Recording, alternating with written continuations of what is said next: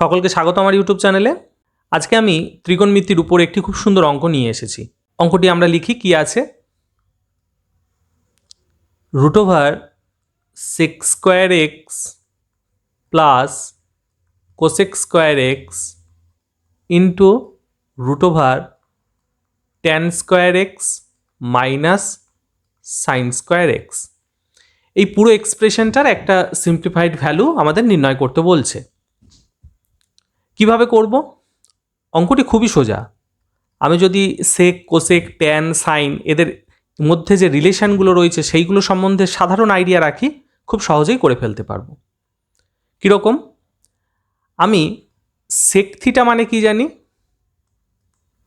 Sec theta equal to 1/cos theta, আবার cosec theta equal to 1/sin theta. তাহলে সেইগুলোকেই এখানে কাজে লাগাবো।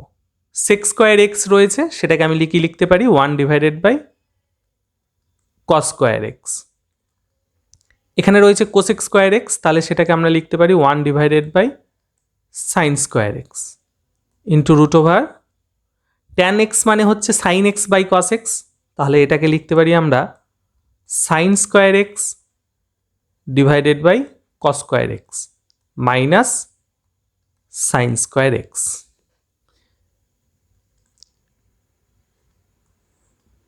এখানে এই দুটো লসাগু হচ্ছে cos square x into sine square x, সেটাই লিখছি।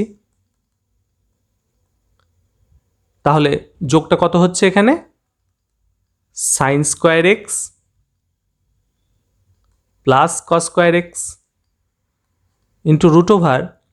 এখান থেকে দেখুন আমরা সাইন স্কোয়ার এক্সটাকে কমন নিতে পারি,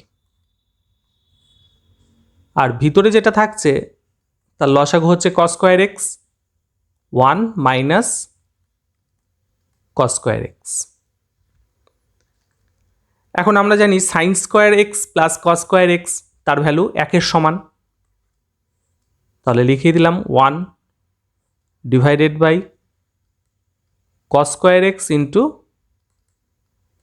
sign square x into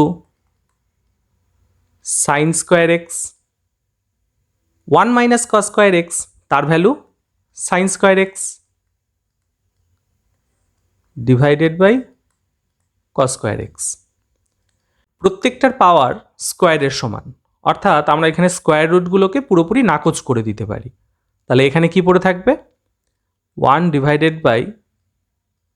1/cos x into sign x into sign x into sign x /cos x. এখান থেকে দেখুন একটা সাইন এক্স কেটে যাচ্ছে, তাহলে যেটা পড়ে থাকছে সাইন এক্স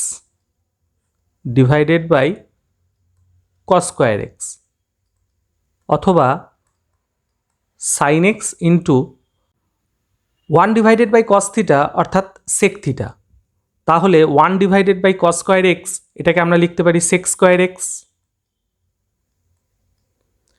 অর্থাৎ এই এক্সপ্রেশনটার সিম্পল ভ্যালু হলো sine x into sec square x, অর্থাৎ অপশান বি হলো রাইট অ্যান্সার। আমরা খুব সহজেই অঙ্কটা করে ফেলতে পারলাম।